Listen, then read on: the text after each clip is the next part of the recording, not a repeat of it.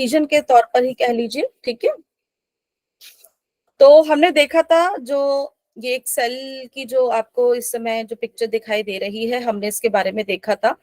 Cell हमारे शरीर की जो सबसे छोटी जो इकाई होती है, और इनके सबके काम बटे हुए होते हैं, और ये भी कई चीजों से मिलके जो बना हुआ होता है, जिसके अंदर आप देख रहे हैं कि बहुत सारे इसके खुद के ऑर्गन्स हैं, जिनको कि हम ऑर्गेनेलीज बोलते हैं, ठीक है।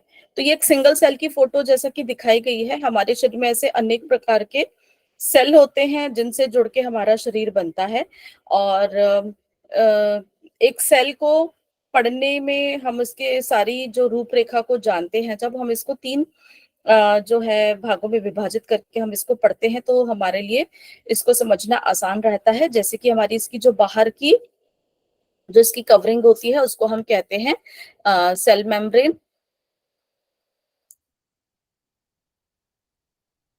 जी।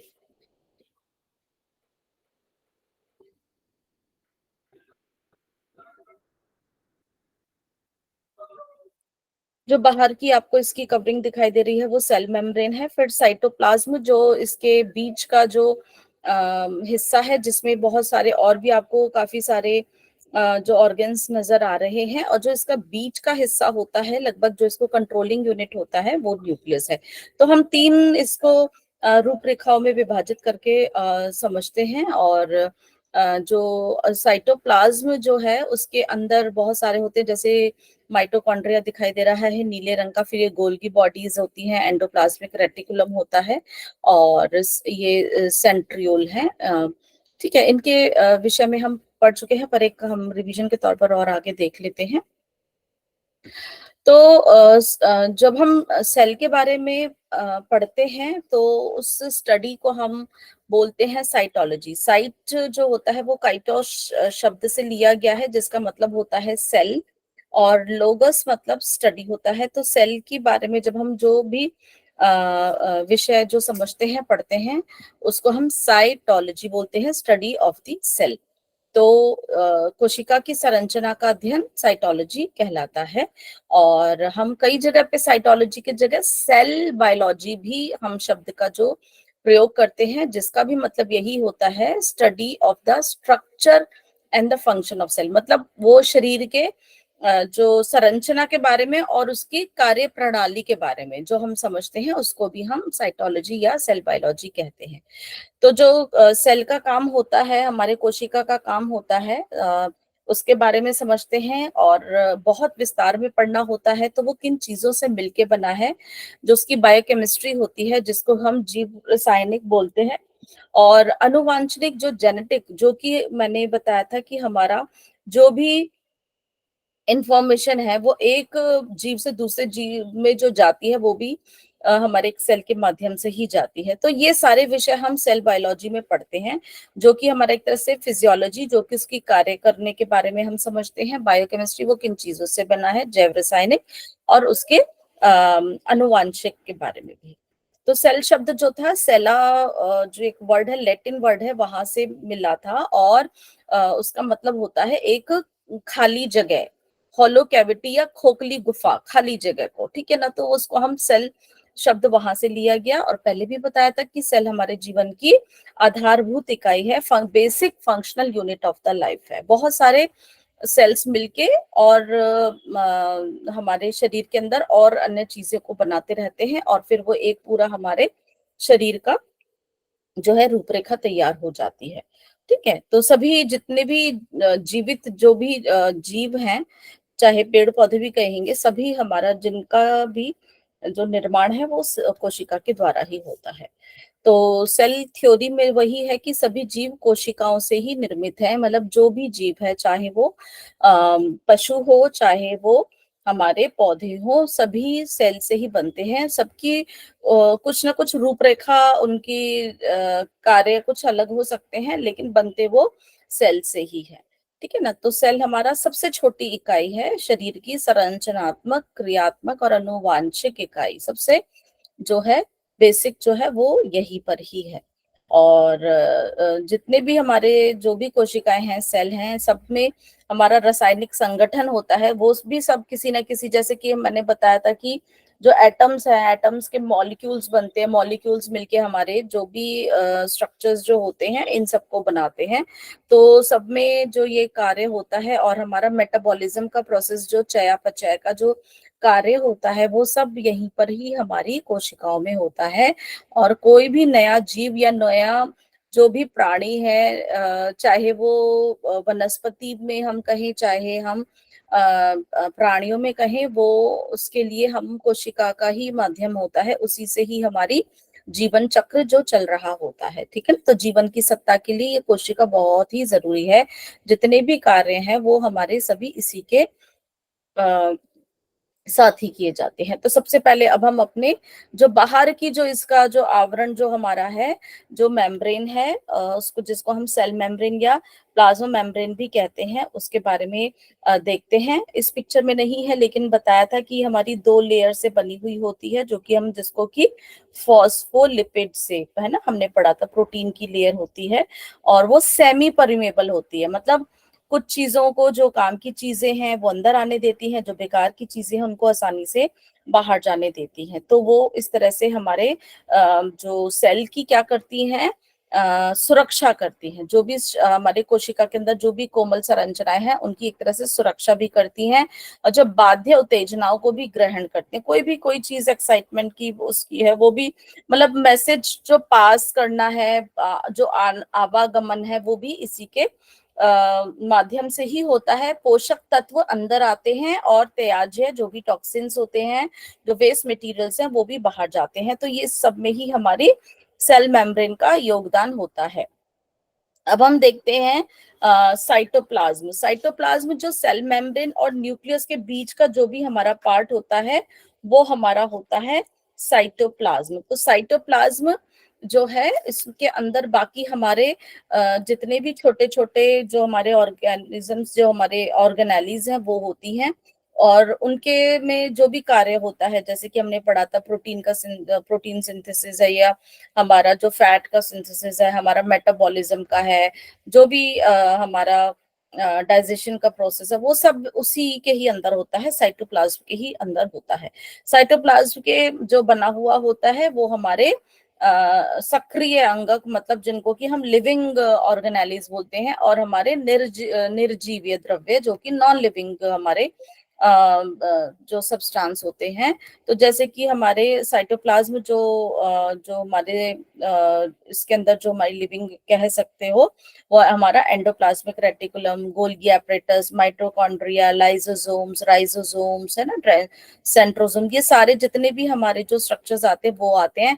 और जो इसके बीच का जो द्रव्य होता है, ये देखो, ये स्ट्रक्चर्स के अलावा जो नीला नीला जो दिख रहा है ना, जो भी लिक्विड है, ये एक विस्कस टाइप का होता है, जेल टाइप का आप कह सकते हो। तो वो बहुत चीजों से बनता है। किन चीजों से बनता है? ऑर्गेनिक और इनऑर्गेनिक मटेरियल से बनता है। कार्बनिक और अकार्बनिक पदार्थ हम इनको बोलते हैं, जैसे कि हमारा ग्लूकोज, माल्टोज, सुक्रोज, है ना, ये कार्बोहाइड्रेट्स के, और ग्लाइकोजन वगैरह है, या हमारा कैल्शियम क्लोराइड, सोडियम फॉस्फेट, ये इनऑर्गेनिक, इन सब से मिलके ये हमारे द्रव्य का जो बनता है। ठीक है, तो अब हम सबसे पहले जो उसमें एक हम लेंगे, वो लेंगे हम माइटोकॉन्ड्रिया। माइटोकॉन्ड्रिया बहुत ही इंपॉर्टेंट है, इसमें हम देखेंगे। माइटोकॉन्ड्रिया के अंदर हमने पढ़ा था पहले भी, माइटोकॉन्ड्रिया क्यों इंपॉर्टेंट है, क्योंकि माइटोकॉन्ड्रिया के अंदर हमारा पावर हाउस कहा जाता है। इसके अंदर जो चयापचय का जो है काम होता है, जिससे कि जो ऊर्जा जो बनती है, वो इसके अंदर जो है स्टोर हो जाती है। तो इसको स्टोर हाउस ऑफ पावर या पावर हाउस भी हम कहते हैं। इसके अंदर वो एकत्र हो जाती है जब हमें बहुत ज्यादा ऊर्जा की जरूरत होती है, तो यहाँ से होती है। तो नहीं तो जो भी हमारा जो चयापचय में जो काम होता है, उसके बाद जो ऊर्जा उत्पन्न होती है, वो यहाँ कर हमारी रहती है। तो इसके अंदर जो हमारा एक साइकिल जो चलता है, इसको हम क्रेब्स साइकिल बोलते हैं, जिसमें कि हमारे, जब हम जो खाने पीने से जो ग्लूकोज होता है, और जो हम श्वसन से हमारी जो ऑक्सीजन जाती है, और उन दोनों के कॉम्बिनेशन से हमारे शरीर के अंदर एनर्जी मिलती है, जो कि एटीपी की फॉर्म में बनती है, जिसको बोलते हैं एडिनो ट्राइफॉस्फेट, और साथ ही साथ हमारी कार्बन डाइऑक्साइड और वेस्ट मटेरियल मिलती है। तो हमारा क्रेब्स साइकिल इस तरह से होता है, जिसमें कि हमारे मेटाबॉलिज्म का प्रोसेस होता है। अगर हम माइटोकॉन्ड्रिया, इन सब का कुछ ना कुछ अपना जीवन काल होता है। तो ये उसकी जो है मेजरमेंट्स और डायमेंशंस हैं, उसका जीवन काल 5 से 10 दिन का होता है। और माइटोकॉन्ड्रिया का साइज जो होता है, उसकी लंबाई, ये यू लिखा है पर ये माइक्रो है, ठीक है, यहाँ नीचे लिखा हुआ है क्योंकि इसमें टाइपिंग में नहीं आ पाया।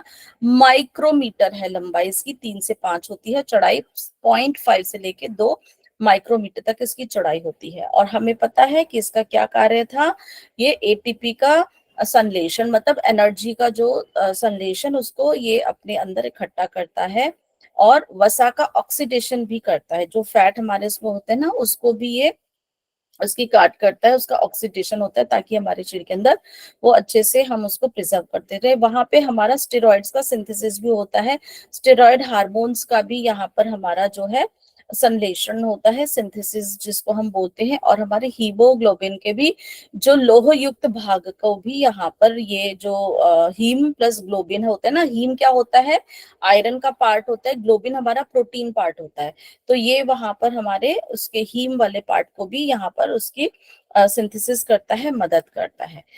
अब हम जो उसका सेल का जो मुख्य रूप से जो न्यूक्लियस है, उसके बारे में हम बात करेंगे।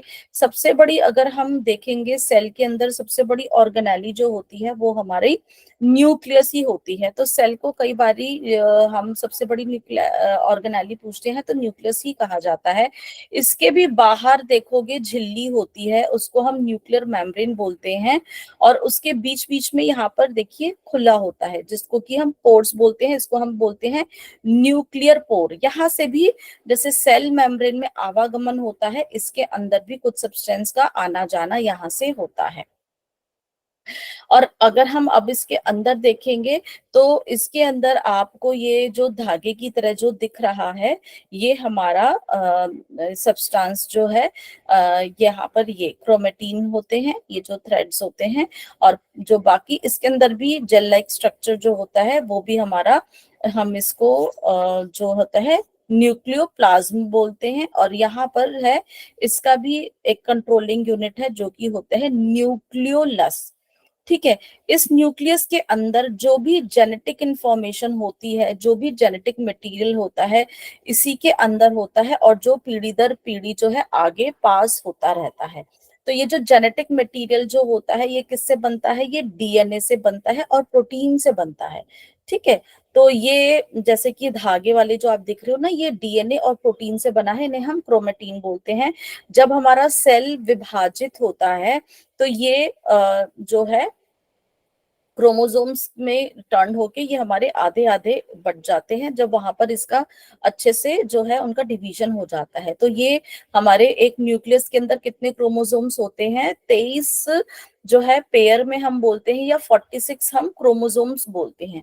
ठीक है। तो इनका काम बेसिकली वहां पर भी हमारे देखा जाता है। तो कुछ लेकिन सेल ऐसे भी होते हैं जिनके अंदर ये न्यूक्लियस नहीं भी होता। ठीक है। कईयों के अंदर एक से ज्यादा भी न्यूक्लियस हो सकता है। तो जिसके अंदर न्यूक्लियस नहीं होता, वो एक हमारा सेल होता है आरबीसी, रेड ब्लड सेल्स, उसके अंदर नहीं होता। क्यों नहीं होता, कोई मुझे बता सकते हैं, एनीवन?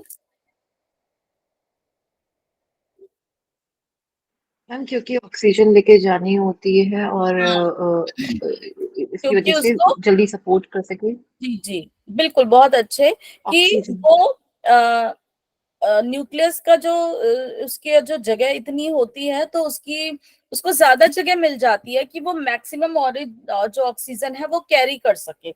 जब ज्यादा ऑक्सीजन कैरी कर सकेगी, तो उसको जो है आराम रहता है कि भाई जो हमारे शरीर में एक तरह से ऊर्जा पहुंचाने के लिए। ठीक है ना। तो आरबीसी को छोड़कर हमारे बाकी सब में जो होते हैं न्यूक्लियस होता है। और स्केलेटल मसल में एक से ज्यादा केंद्रक होते हैं। ठीक है। और जहां पर मल्टी न्यूक्लिएटेड जो होते हैं, वो हमारे स्केलेटल मसल, जो हमारी जो पेशियां जो हमारी होती है ना, ऐच्छिक पेशियां, उनके अंदर। ठीक है ना। और सबसे बड़ी ऑर्गेनेली हमारी न्यूक्लियस ही है। तो न्यूक्लियर मेम्ब्रेन हमने बोल दिया, जो उसकी बाहर की जो मेम्ब्रेन है वो न्यूक्लियर मेम्ब्रेन है। इसके भीतर का जो द्रव्य है वो क्या था, न्यूक्लियोप्लाज्म था, जिसको केंद्रक द्रव्य कहते हैं। और हमारी न्यूक्लियर प्लाज्म के अंदर ही हमारे क्या थे, क्रोमोसोम्स क्रोमेटिन की फॉर्म में होते हैं, जो कि हमारे डीएनए और प्रोटीन, प्रोटीन यहाँ पे हिस्टोन्स हैं, डीएनए और प्रोटीन से ये हमारे क्रोमेटिन बनते हैं। और एक जो प्रति जो क्रोमेटिन ये जो होता है हमारे क्रोमोसोम्स होते हैं 46 हमें बताएंगे। तो इसके अंदर हमारे लड़ी के रूप में ना बहुत छोटे छोटे इसके अंदर रहते हैं, जो कि हमारी जीन्स कहलाते हैं, जो कि हेरिडिटी को लेते हैं। और फिर हमारा यहाँ पर एक न्यूक्लियोलस होता है, जो कि उसका खुद का जो है कंट्रोलिंग यूनिट है।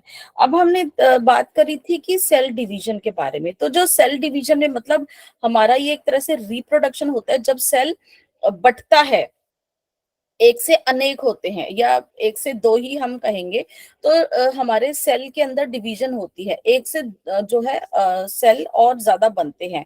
तो ये प्रोसेस होता है, सबसे पहला होता है माइटोसिस। माइटोसिस कहते हैं या इनडायरेक्ट सेल डिवीजन कहते हैं। इसकी अलग अलग स्टेजेस होती हैं। इसके अंदर जो माइटोसिस जो सेल डिवीजन होती है, उसमें जब सेल का जो उसका जब जीवन, सबका अपना अपना जीवन होता है, जैसे अभी हमने माइटोकॉन्ड्रिया का देख रहे थे ना, 5 से 10 दिन होता है, ऐसे ही हर सेल का खुद का, पूरे सेल की अभी हम बात करेंगे, उसका अपना एक जीवन होता है। उसके बाद वो टूट जाता है, मर जाता है, तो उनकी जगह एक नया सेल बनना शुरू हो जाता है ना। नहीं तो फिर क्या होगा, अगर खत्म हो गए तो, या हमारा शरीर आगे बढ़ेगा कैसे। तो नए सेल जो होते हैं बनते रहते हैं, पुराने जो है टूटते रहते हैं। तो इस प्रोसेस में जो होता है ये हमारा सेल डिवीजन की मदद से ही होता है। हमारी बॉडी में माइटोसिस में जो होता है, तो सेल से जो होते हैं अपने उनमें से जो है दो बन जाते हैं, रेप्लिकेट, मतलब वैसा ही सेम टू सेम ही बन जाता है। और इस डिवीजन को हम क्या बोलेंगे, माइटोसिस बोलेंगे, जो कि हमारी बॉडी की ग्रोथ के लिए, रिपेयर के लिए, हमारे शरीर के अंदर कुछ अगर कमी हो रही है, टूट फूट हो रही है, ये एक कॉन्टिन्यूस प्रोसेस है अपने आप। अगर जो सेल का दिन पूरे हो जाते हैं, उसका जीवन जो अगर समाप्त होने जा रहा होता है, तो वो नया सेल अपने आप बनना शुरू हो जाता है। तो उन सब की अलग अलग स्टेजेस होती हैं, जैसे कि यहाँ पर है पूर्वावस्था, मध्यावस्था, परिचय अवस्था और अन्य अवस्था, प्रोफेज, मेटाफेज, एनाफेज, टीलोफेज। अलग अलग स्टेजेस में इनका अलग अलग काम होता है। जैसे कि प्रोफेज में हम देखेंगे, तो जो प्रोफेज स्टेज जो यहाँ पे दिखाई दे रही है, तो हमारे सेल के अंदर ये अभी हमारे जो दिखाई दे रहा है, आप देखोगे ये जो सेल के अंदर हमारे यहाँ पर जो सेंट्रोसोम्स होते हैं वो एक उसमें आ जाते हैं। उसके अंदर के जो हमारे जो क्रोमेटिन नेटवर्क होता है वो क्रोमोसोम्स बनाना शुरू कर देता है। और फिर हमारे उसमें क्या होता है, न्यूक्लियर मेम्ब्रेन जो होती है वो गायब हो जाती है। बीच में आप सेल की देख रहे हो ना, न्यूक्लियर मेम्ब्रेन गायब हो जाती है। और यहाँ पे हमारे ये देखो क्रोमोसोम्स बन गए, है ना, ये क्रोमोसोम्स बन जाते हैं। और जो हमारा सेंट्रोसोम होते हैं, यहाँ पर जो सेंट्रोसोम यहाँ पे है दो, है ना, सेंट्रोसोम हमने पहले की उसमें बताए थे।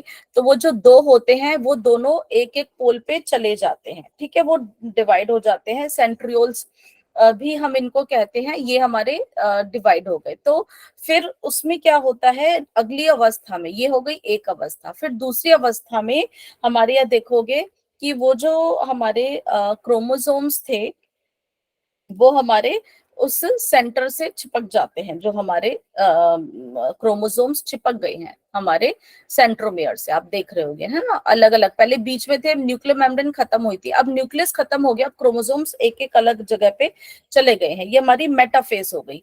एनाफेज में फिर हम देखते होंगे, मेटाफेज में ये देखो, आप ये देखो अलग अलग हो रहे हैं, अलग हो गए।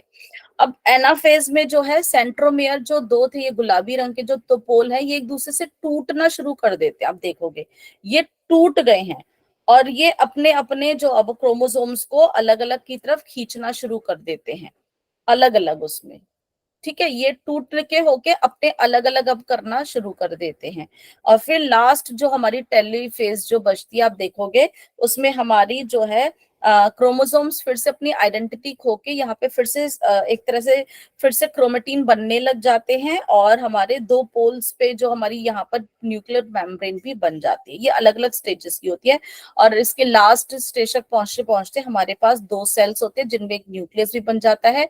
और वापस वहां पे हमारे जो है हमारे सेंट्रोसोम्स भी होते हैं, न्यूक्लियस भी होता है। तो इस तरह से हमारा ये एक से दो सेल मिल जाते हैं, ठीक है, जो कि जैसा पहला सेल था वैसे ही लगभग लगभग हमारे ये दो सेल्स जो है मिल जाते हैं। तो ये हमारे इक्वल डिवीजन हो जाता है।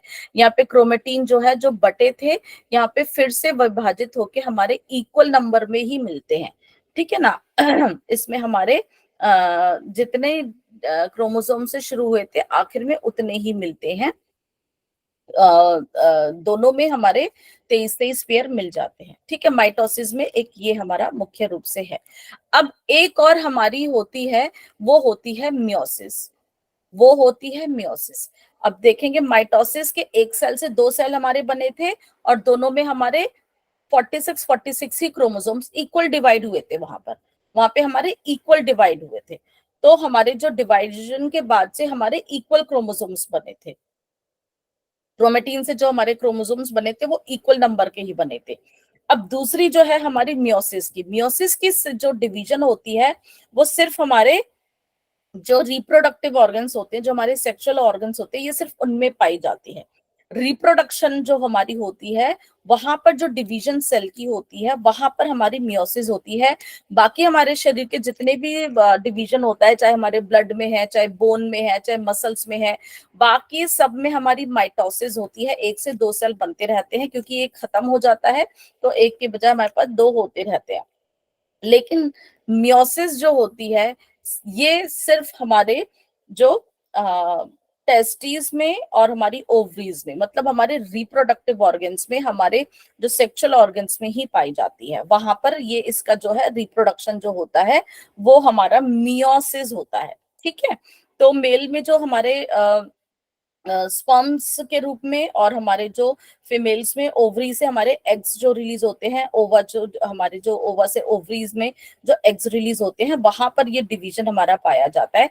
इसमें हमारे जो क्रोमोसोम्स होते हैं वो हमारे आधे आधे रह जाते हैं। मतलब वहां तो 46 थे तो 46 ही मिलेंगे, लेकिन यहाँ पे 46 थे तो यहाँ पे हमारे जो है हाफ हो जाते हैं, 23 हो जाते हैं वो। लेकिन अभी हम देखते हैं इसमें, लेकिन क्या होता है कि जब फर्टिलाइजेशन में यहाँ पर हमारे दो सेल्स का यूनियन होता है, एक मेल का और एक फीमेल का, उन दोनों से जब ये दोनों मिल जाते हैं तो वहां पर फिर से वो हमारे 46 हो जाते हैं। मेल में 23 और फीमेल में 23 दोनों कॉम्बाइन होके फिर हमारे वापस ही वो नॉर्मल नंबर हमारा जो क्रोमोसोम्स होता है 46 का वो आ जाते हैं। यहाँ पर लेकिन हमारे जो सेल बनते हैं डिवीजन होके यहाँ पे एक तरह से चार होते हैं, ठीक है। वहां पे सिर्फ हमारे दो थे, यहाँ पे हमारे चार होते हैं। ये है मियोसिस का। इसकी भी अलग अलग हमारी स्टेजेस होती हैं जिसमें कि हमारे वही जो एक तरह से पहले एक बीच की रेखा में आ जाते हैं हमारे क्रोमोसोम्स, सेंट्रोमेयर होता है, दोनों अलग अलग पोल्स पे जाता है, फिर वो क्रोमोसोम्स को जो है खींचता है। यहाँ पर हमारे क्या होते हैं, आधे आधे हो जाते हैं। यहाँ पे क्रोमोसोम्स हमारे आधे आधे हो जाते हैं और फिर उससे भी हमारे जो होते हैं ना, एक सेल से हमारे दो बनते हैं। यहाँ पे दो होने के बाद फिर हमारे, तो यहाँ पर अंत में हमारे चार सेल्स निकलते हैं जिनमें कि हमारे 23 ही रह पाते हैं। तो ये जो हमारा डिवीजन होता है ये हमारा जो है मियोसिस का जो है डिवीजन होता है, ठीक है।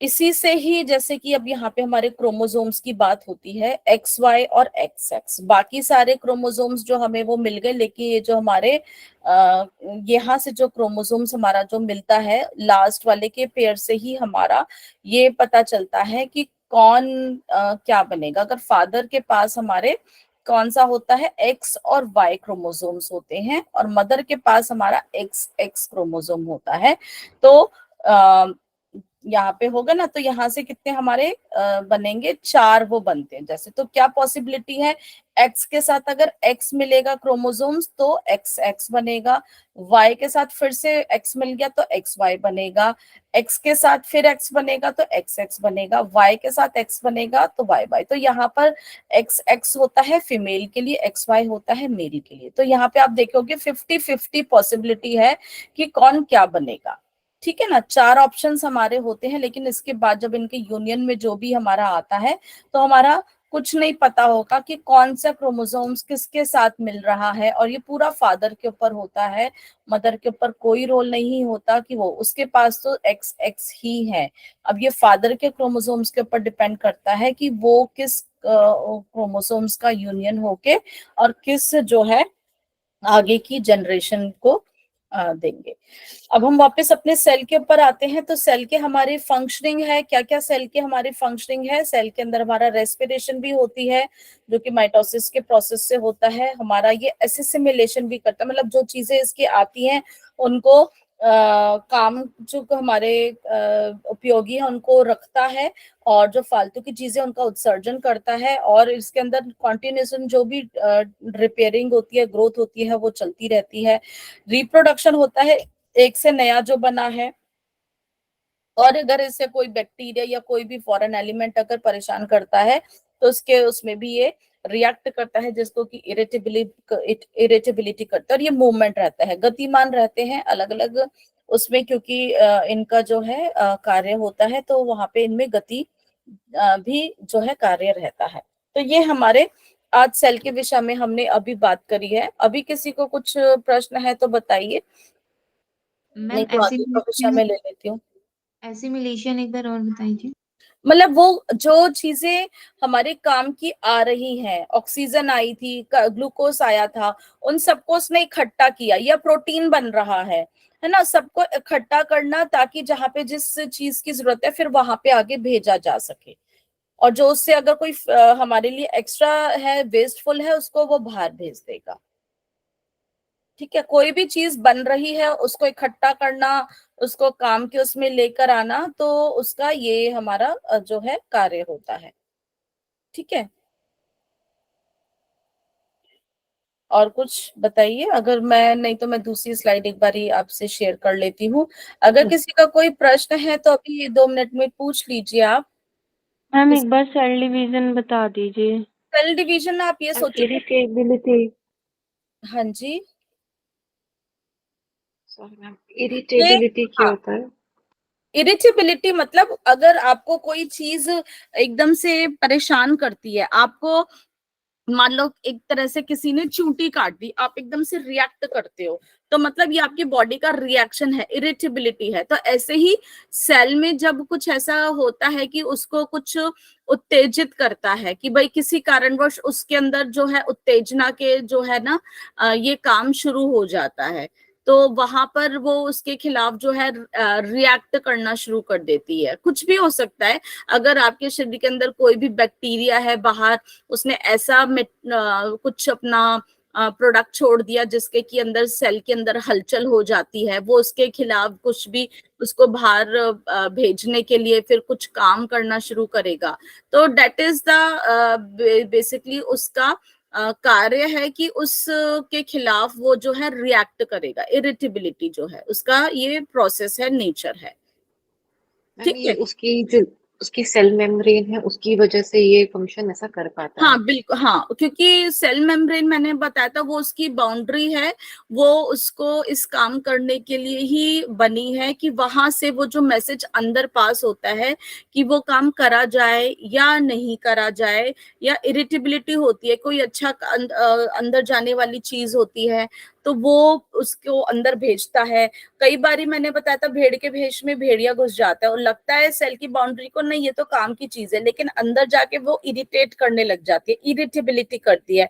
तो फिर जो अंदर की ऑर्गेनाइजेज हैं वो तो है प्रोटेक्शन के लिए प्लाज्मा मेम्ब्रेन, लेकिन कई बार धोखा हो जाता है, या कोई ऐसा अंदर बाहर स्ट्रक्चर आ गया वो उसको प्लाज्मा मेम्ब्रेन कमजोर पड़ जाती है, तो अंदर के जो हमारे सैनिक्स जो हमारी ऑर्गेनाइज थी, लाइसोसोम, जो कि हमारी इम्यूनिटी को कंट्रोल करती है, वो फिर आ जाती है फ्रंट पे कि आओ हम तुम्हें बताते कि क्या भाई कैसे आ गए, क्या है। तो वो सेल की वहां पर इरिटेबिलिटी या उसका जो है रिएक्शन शुरू हो जाएगा। ठीक है ना, तो इस तरह से वो रहता है।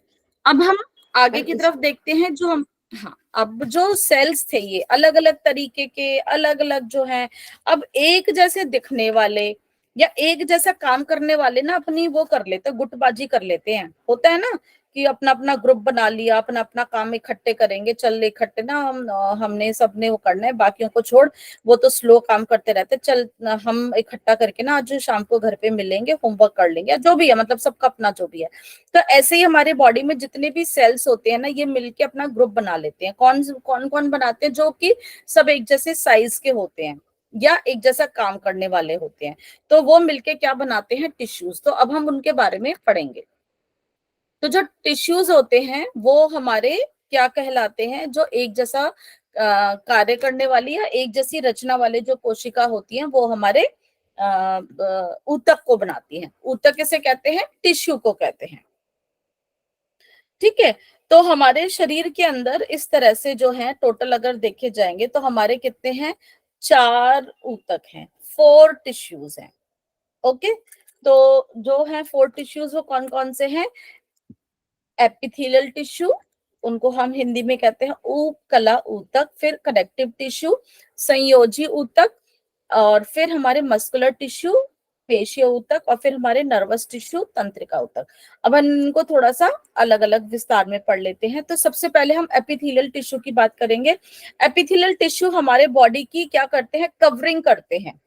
कहीं पर भी, चाहे हमारे शरीर के बाहर की हो, चाहे भीतर के अंगों की कवरिंग हो, चाहे कोई ट्यूब ही क्यों ना हो हमारे शरीर के अंदर, उसकी भी कवरिंग हो, कोई भी खोखली जगह हो, चाहे कोई भी किसी भी उसमें हो, तो वहां पे किसी को भी, जैसे आप घर के अंदर है ना, बाहरी तो नहीं सफेदी करते हो, डिस्टेम्पर करते हो प्रोटेक्शन के लिए, अंदर की दीवारों पे भी करते हो ना, दरवाजों पे भी करते हो ना, अगर कोई आपका पानी का पाइप जा रहा है या वो, उस पे भी करते ना। तो इसी तरह से एक तरह से ये कवरिंग है, जो कि हमारे शरीर के जितने भी हमारे कोई भी और ऑर्गन हो, कोई भी अंग हो, कोई भी हमारा अंग आता है, उसकी हम करेंगे, चाहे बाहरी हो चाहे भीतरी हो, ठीक है ना, उसकी कवरिंग का काम ये हमारे करते हैं। ये सारा कहाँ कहाँ होते हैं? हमारी जैसे त्वचा है, जितने भी हमारे इंटरनल ऑर्गन्स है, जो हमारे खोखले जो हमारे अंग है, जैसे कि हमारा पेट है, अंदर और बाहर दोनों तरफ इसकी लाइनिंग मिलेगी। हमारा यूट्रस है, गर्भाशय है, अंदर बाहर सब जगह इसकी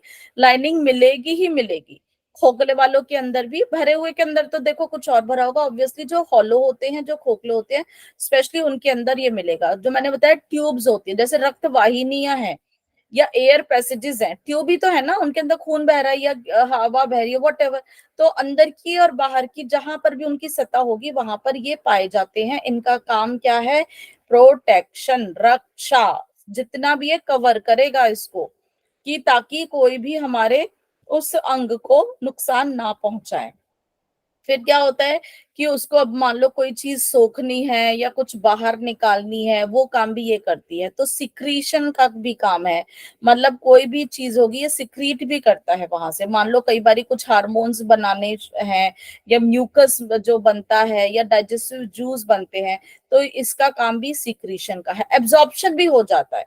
कई बार आपने देखा होगा, आपके शरीर में पानी डालो, हालांकि इतना नहीं है, लेकिन हल्का फुल्का जो है एब्जॉर्प्शन भी होता है, कि अंदर उसको सोख ना पड़े, वो भी सोख लेता है। और अगर बाहर कुछ भेजना हो, ऐसा होता है, तो एक्सक्रीशन का भी काम है। मान लो आपके शरीर के अंदर जब बहुत ज्यादा गर्मी होती है ना, पसीना हमारा एक्सक्रीशन का ही काम करता है ना, तो वो बाहर की तरफ निकलता ही है, वो एक्सक्रीशन का काम कर जाता है। तो प्रोटेक्शन, एब्जॉर्प्शन, सिक्रीशन, एक्सक्रीशन, मतलब रक्षा करता है, अवशोषण करता है, स्राव को बनाता भी है ये, और उत्सर्जन का भी काम करता है। और ये हमारे अलग अलग तरह के होते हैं। ये सेल होते हैं हमारे एक जैसे दिखने वाले, लगभग लगभग एक खाली एक सिंगल की इनकी जो लेयर बनती है, और एक होती है 1 से 2-3 लेयर भी बन सकती हैं। ये एक दूसरा जो एक एक सेल होता है ना, जैसे कि आप इस पिक्चर में देख रहे हो, एक दूसरे से एकदम सटे हुए होते हैं, बिल्कुल पैक्ड एकदम।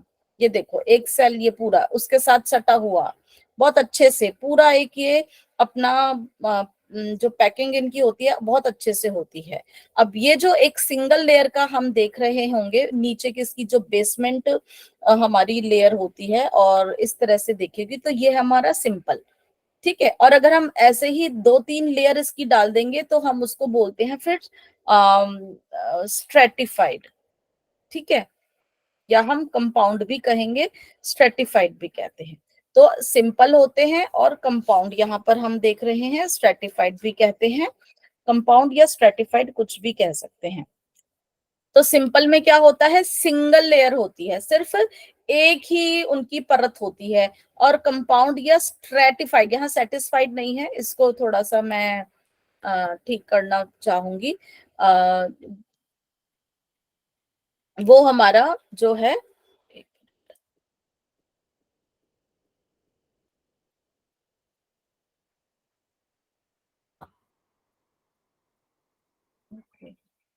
अच्छा भी नहीं कर पाऊंगी मैं इसको, वो हमारा जो है स्ट्रेटिफाइड होता है, STRA, स्पेलिंग थोड़ी सी मिस्टेक है इसको, मैं इसको एक्चुअली मुझे था जिसको नहीं कर पाऊंगी, मैं ठीक नहीं कर पाई। चलिए आगे उस पे ही बढ़ते हैं फिर अब हम। तो जो सिंपल वाली है वो हमारी एक बस सिर्फ एक ही परत की होती है, जिसमें हमारे अलग अलग आकार के सेल जो होते हैं उनके उसके अनुसार उनका नाम होता है। जैसे कि स्क्वैमस एपिथेलियल, या इसको हम शल की उपकला जो हम बोलते हैं, इसमें क्या होता है कि ये हमारे फ्लैट टाइप के सेल होते हैं, बहुत ही मतलब चपटे जैसे से ना, और इतने पतले होते हैं, ये बहुत ही महीन लेयर बनती है इसकी, एक बहुत ही चिकनी सी परत बनती है, और सबसे पतली लेयर मान लीजिए यही होती है। और जो भी हमारे ट्यूब लाइक होते हैं ना, जिनमें कि हमारा ब्लड वेसल्स होते हैं या एयर पैसेजेस होते हैं, वहां पर ये आमतौर पर ये वाली लेयर पाई जाती है, जिसमें कि बहुत ही पतले और चपटे से आकार के होते हैं, ठीक है ना, फ्लैट फ्लैट सेल्स इसमें ज्यादातर मिलते हैं। फिर हमारे होते हैं क्यूबॉइडल, क्यूबॉइडल से नाम से ही आप समझ रहे हो कि क्यूब शेप में, जैसे आप फ्रिज में बर्फ जमाते हो ना, जो बर्फ की जो शेप होती है वो क्यूब शेप में होती है। क्यूब शेप क्या होती है, जिसकी चौड़ाई, लंबाई और हाइट, लेंथ और ब्रेथ, है ना, वो सब जो होते हैं बराबर होते हैं, तो वो हमारी क्यूब बनती है। तो ऐसे ही सेल्स जब एक जैसे मिलके एक साथ पूरा टाइट पैक होके जो परत बनाते हैं, जो लेयर बनाते हैं, वो हमारी क्यूबॉइडल एपिथेलियल होती है। वो ज्यादातर हमारे जो किडनी की जो ट्यूब्स होती है ना, वहां पे, या हमारी जो ग्लैंड्स जो होती है, हमारी ग्रंथियां, वहां पर वो पाई जाती हैं। और क्यूबॉइडल वालों का ज्यादातर काम जो होता है ना, एक्सक्रीशन या एब्जॉर्प्शन का होता है, कि कुछ बाहर निकालने का या सोखने के काम में ज्यादा उनका काम होता है, ठीक है। उसके बाद कॉल्यूमिनर, कॉल्यूमिनर में आप समझ ही जाओगे, कॉलम मतलब खंबे जैसे, लंबाई उनकी ज्यादा होती है, तो वो वहां पर शेप के प्रेजेंट होते हैं। और वो हमारे ज्यादातर हमारे पेट में पाए जाते हैं, पेट में, हमारी आंतों में पाए जाते हैं ज्यादातर, ठीक है। उनका काम होता है एब्जॉर्प्शन का, जो भी हम खाना खाते हैं, रस चूसते हैं, तो लंबाई में जो होते हैं कॉल्यूमिनर, मतलब खंबे जैसे आकार के, थोड़े से लंबे आकार के, वो हमारे इस तरह के होते हैं। सीलिएटेड में क्या होता है कि उनके ऊपर एक बाल की तरह जो है, उनके ऊपर छोटे छोटे बाल के रूप में सीलिया प्रेजेंट होते हैं, हेयर लाइक स्ट्रक्चर होते हैं। वो किसी चीज को एक ही दिशा में जब वो लहराते हैं, तो किसी चीज को आगे भेजने में या इधर से उधर भेजने में उनका काम होता है। तो वो हमारे, जैसे कि हमारे श्वासों की नली में पाए जाते हैं। जैसे हम कुछ श्वास लेते हैं तो धूल मिट्टी ना जाए, तो वो हमारे उसको बाहर उसमें प्रोटेक्शन भी करते हैं कि अंदर ना जाए, इस तरह के उसमें हमारे पाए जाते हैं। और फिर ग्लैंडुलर जो होते हैं, वो हमारे ग्लैंड में ही पाए जाते हैं बेसिकली, और वहां पर इनका जो काम होता है वो सिक्रीशन का मेन होता है, ग्लैंडुलर का, ग्रंथियों के अंदर ही पाए जाते हैं। अब हम यही अलग अलग आकार के अगर दो तीन लेयर बनेगी, तो सिंगल लेयर थी, अब आप देखोगे यहाँ पे बन गई है कई कई परतें। अब कई कई परतें जब बन जाती है, उसको हम बोलते हैं स्ट्रेटिफाइड। यहाँ पर क्या होता है कि अलग अलग शेप की भी है, एक जैसी शेप की भी हमारी बन जाती है। तो ट्रांजिशनल जो होती है हमारी, ये खूब सारी आकार की बनती है, और इसमें अलग अलग आकार के हो जाते हैं, मतलब स्क्वैमस भी हो जाता है, क्यूबॉइडल भी हो जाता है, कॉल्यूमिनर की भी हो जाती है, तो मिक्स टाइप की होती है ये। मल्टीपल लेयर की और बहुत सारी अलग अलग उसकी हमारी वो ले लेती है। ये ज्यादातर हमारे यूरिनरी ब्लैडर में पाई जाती है। इससे क्या होता है कि जो फैलने में, खींचने में वो उसको आसानी हो जाती है। फिर है स्ट्रेटिफाइड स्क्वेमस। स्ट्रेटिफाइड स्क्वेमस में क्या होगा कि बहुत सारे उसी शेप के एक से ज्यादा जो है स्क्वायर शेप के प्रेजेंट होते हैं, और ऊपर वाली लेयर जो होती है, जो पुरानी होती जाती है वो झड़ती जाती है, और अंदर जो होती है लेयर वो बनती जाती है।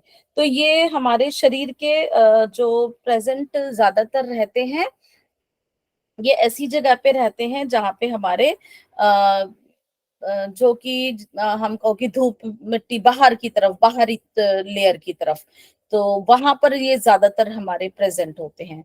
फिर इसी में ही हमारे नॉन कॉर्निफाइड, मतलब इसमें यहाँ पर हमारे जो कैराटीन से हम इसको रिलेटेड लेके चलते हैं कि यहाँ पर हमारे जो एक होता है बाहर की तरफ हमारा ड्राई रहता है, थोड़ा सा अंदर की तरफ हमारे जहां पर वेट रहता है, जैसे हमारी आंखें हैं का हमारा कंजंक्टिवा है, या मेरा मुंह का जो है ना, ये हमारे कुछ ऐसे बॉडी पार्ट्स होते हैं जहां पे ये वहां पर बाहरी लेयर के उसपे जहां पर नॉन कॉर्निफाइड वहां पर होते हैं, जहां पे हमारे वेट एरिया टाइप का होता है, ठीक, मल्टीपल लेयर में होते हैं। स्ट्रेटिफाइड कॉल्यूमिनर बहुत सारे लंबी उसी में ही हमारे बॉडी के अंदर इंटरनल स्ट्रक्चर्स में होते हैं, और सीलिएटेड में भी इस तरह से होते हैं, हमारी आंतों वगैरह में मिलते हैं। तो ये हमारे शरीर में बाहरी जो लेयर के उसमें ज्यादातर हमारे ये पाए जाते हैं। ओके, आगे चलते हैं, कनेक्टिव टिश्यू के बारे में बात करते हैं। तो कनेक्टिव टिश्यू से मत समझोगे, ये इनका काम है कनेक्शन का, संयोजी ऊतक, मतलब एक दूसरे से ये कनेक्टिविटी रखते हैं। हमारे शरीर में कोई भी खाली जगह नहीं है, कहीं ना कोई एक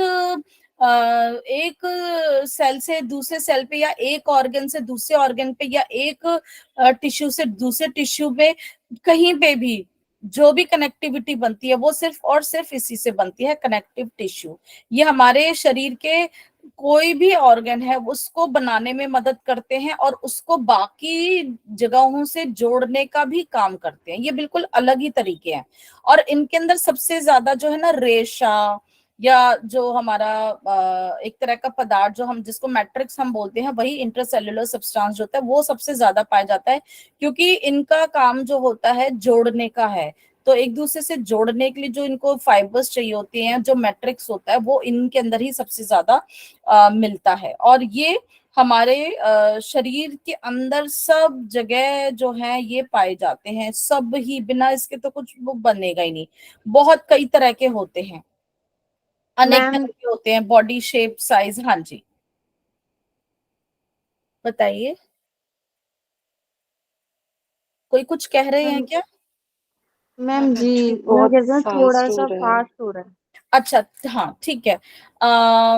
चलिए, तो कनेक्टिव टिश्यू आपको ये समझ आया, एपिथेलियल टिश्यू तो मैम ये जो मैम इसमें कंपाउंड का कंपाउंड जो है ना मैम, कंपाउंड को ज्यादा नहीं समझ में आया। कंपाउंड देखिए, अभी आप याद नहीं रख सकते, सिर्फ सिंपल और कंपाउंड, ये दो क्या है, सिर्फ परतें हैं। आपने घर के ऊपर पेंट करा, मैंने आपको बताया था ना, एक तरह से जो सिंपल होती है वो हमारी परत ऐसी होती है कि एक मिनट, हेलो, हाँ जी, अच्छा एक मिनट, ओजस बेटा बाहर जाना, कोई आया है, पार्सल आया बेटा ले लो। ये हमारी बाहर की ना कवरिंग को करते हैं। कंपाउंड वाली जो होती है ना, एक आप दो तीन कोट मार देते हो, है ना, तो वो इस तरह से है। और ये दोनों ही जो हैं ये प्रेजेंट होती हैं, सिंपल और कंपाउंड, हमारे पूरे ही शरीर में। सिंपल मैंने आपको बताया कि बहुत ही एक, जैसे आपने कोट मार दिया, एक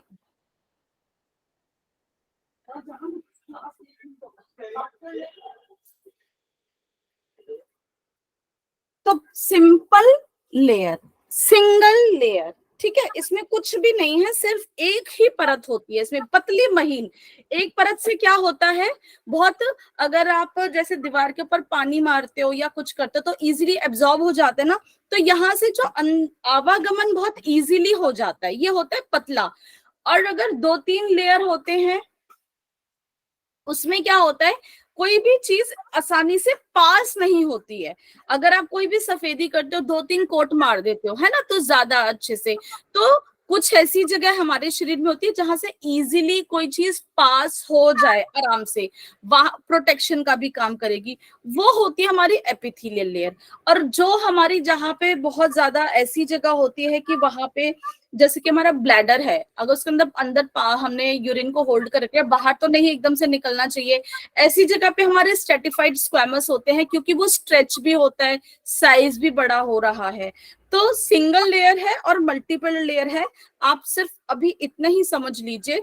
हमारे शरीर के अंदर बहुत अलग अलग तरह के जो स्ट्रक्चर्स हैं, सब जगह अलग अलग शेप और साइज में जो हमारे ये प्रेजेंट रहते हैं, ठीक है ना।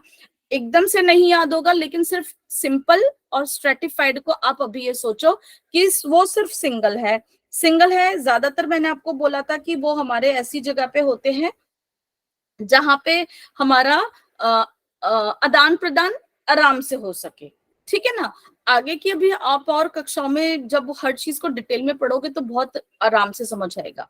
आज सिर्फ अभी एपिथेलियल टिश्यू तक ही मैं इसको करती हूँ, और एक मिनट मैं लेती हूँ दूसरी, अगर स्लाइड से आपको समझ आ जाए तो। अभी शायद वो नहीं है, तो ठीक है, कल की उसमें मैं देखती हूँ। तो आप अभी सिर्फ इतना सोचोगे, सिंगल लेयर है मतलब सिंपल, मल्टीपल लेयर मतलब कंपाउंड या स्ट्रेटिफाइड। दोनों का काम इस तरह से है कि जहां पे एकदम कोई भी चीज, अगर देखो दो, यहाँ पे 3-4 मल्टीपल लेयर इन्होंने बना दी, स्ट्रेटिफाइड की बात कर रही हूँ। ये देखो, आप देख रहे होगे यहाँ पे एक तरह की ये अलग लेयर है, ठीक है, बी इसके 2-3 परतों के बाद ये देख रहे हो कि ये शेप साइज की अलग है। तो ये क्या है, 2-3 विभिन्न प्रकार के जो सेल्स की लेयर है वो हो गई, ये हो गई स्ट्रेटिफाइड। अगर हम यहाँ से कुछ डालेंगे वो नीचे तक चला जाएगा क्या, आसानी से नहीं, चाहे वो गैस क्यों ना हो। लेकिन इसमें अगर हम, हो सकता है कि कोई चीज ऐसी करे तो इजीली एब्जॉर्ब हो जाए। तो दोनों हमारे शरीर के अलग अलग जगह पे इनका जो प्रेजेंस है वो मदद करता है कि हमारे शरीर की प्रोटेक्शन भी होती रहे, और वो शरीर का पार्ट हमारे जो विभिन्न कार्य करता है वो भी आराम से करता रहे। कि मान लो पसीना आ रहा है तो पसीना आराम से बाहर निकल जाए, आपने खाना खाया तो खाना भी आराम से वो जो है चूस ले। तो हमारे फेफड़ों में, हमारी किडनी में, सब जगह पे ये अलग अलग उसमें प्रेजेंट रहती हैं। एक साथ अभी तो नहीं आप याद कर पाओगे कि कौन सी वाली कहाँ पर होती है, परंतु स्ट्रक्चर्स के बारे में जब हम धीरे धीरे पढ़ेंगे ना तो आप बहुत अच्छे से समझ जाओगे। अभी बताइए, अभी कुछ और प्रॉब्लम, क्या मैं समझा पाई हूँ? कोई डाउट, कोई क्वेश्चन? सिर्फ इन दो का ही फंक्शन पूछा, जैसे कि आपने बाकियों को हमें एक्सप्लेन किया, स्ट्रैटिफाइड कॉल्यूमिनर और स्ट्रैटिफाइड कॉल्यूमिनर सीलिएटेड, इनका ये कहाँ पाए जाते हैं, बस इसका। हाँ, जो स्ट्रेटिफाइड कॉल्यूमिनर सीलिएटेड होते हैं ना, ये जैसे आपके जो हमारी आंतें हैं, हमारी जो स्मॉल इंटेस्टाइन स्पेशली, ये वहां पर हमारी ओवरीज के अंदर, ये वहां पर भी मिलते हैं, ठीक है। वहां पे क्या होता है, जिसके अंदर ना सीलिया जो होता है, मतलब ये हमारे जैसे बाल होते हैं ना, कुछ कुछ हमारी कई जगह पे बाल की तरह होते हैं। वहां पे क्या होता है, जैसे हमारे जब ओवरी से हमारा जब एग रिलीज होता है, जब अंडा निकलता है, तो वो हमारे ओवरी की तरह, सॉरी, यूट्रस में जाता है, तो वहां पे उसको एक ही दिशा में जाना है। तो एक ही दिशा में जाने के लिए ये सीलिया उसकी मदद करते हैं। या जैसे हमारे फेफड़ों के अंदर भी ऐसा ही होता है, हमारे फेफड़ों में भी कुछ इस तरह से होते हैं कि एक ही डायरेक्शन में जाए, अगर बाकी चीजें भी, धूल मिट्टी बाई चांस, तो वो उसको अंदर ना वो जाने दे, एक दिशा में। जैसे आप झाड़ू लगाते हो, अगर सिंपल बोलूं, झाड़ू को क्या करते हो आप, एक ही डायरेक्शन में करते हो ना, एक ही, ऐसा तो नहीं करते एक बार यूं कर दिया एक बार यूं कर दिया तो कुछ भी प्रॉपर नहीं होगा। तो इसी तरह से ये किसी एक चीज को आगे भेजने में उसको हेल्प करते हैं एक तरह से, जैसे कि मैंने ओवरी वाला एग्जांपल दिया, ठीक है ना, या हवा जाती है तो हवा के उसमें ही रहते हैं, और साथ ही साथ यहाँ पे कुछ ना चिपचिपा पदार्थ भी निकलता है, ठीक है। अगर मैं लंग्स वाली बात कर रही थी तो वहां पे क्या होता है कि वो चिपचिपा पदार्थ वो हवा को तो एक दिशा के उसमें करते हैं और मिट्टी हमारी चिपक जाती है ताकि हमारे अंदर तक ना जाए, तो वो प्रोटेक्शन भी करते हैं, हमारे ट्रैकिया में स्पेशली होती है, ताकि हमारे ये जो सेल्स होते हैं ये अंदर तक कुछ इस तरह से ना जाए और एक ही दिशा के होके फिर वो हमारी प्रोटेक्शन भी कर रहे हैं और हमारी वहां पर एब्जॉर्प्शन भी होती है, और एक ही डायरेक्शन में हमारे उस जैसे उस अंग का जो भी काम है वो मदद करते हैं। हमारे पेट में भी होते हैं, लंबाई वाले होते हैं ज्यादातर। उससे क्या होता है कि जब कोई चीज लंबी में होती है तो उसका सरफेस एरिया बढ़ गया, ठीक है।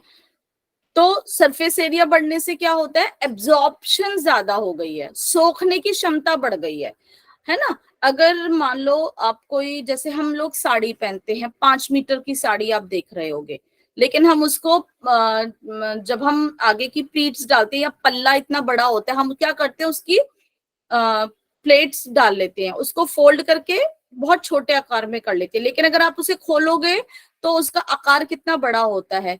तो इससे क्या होता है कि उसका सरफेस एरिया बड़ा हो जाता है तो कार्य क्षमता बढ़ जाती है, ठीक है। अलग अलग जगह पे अलग अलग होते हैं, बस ये है। तो वो जहां का जैसा कार्य होता है उस हिसाब से ये हमारे बॉडी के अंदर ज्यादातर प्रेजेंट रहते हैं। और कोई प्रश्न, और कहीं पे कोई दिक्कत? मैम हिस्टोन जो आप डीएनए प्लस हिस्टोन जो बताया था, क्रोमेटिन जो बनता है, हाँ, तो मैम एक जगह आपने डीएनए और प्रोटीन को हिस्टोन नाम मिलके, था उस देखिए प्रोटीन हम बोल देते हैं, लेकिन प्रोटीन ना कई प्रकार के होते हैं, तो वहां पे उन्होंने पर्टिकुलर उस प्रोटीन का नाम भी बता दिया, वो आप नोट कर सकते हो। उस प्रोटीन का नाम था वहां पर हिस्टोन, ओके ठीक है। वो प्रोटीन का नाम है कि कौन सा वाला प्रोटीन वहां पर है, तो वो जो प्रोटीन वहां पर था वो था हिस्टोन।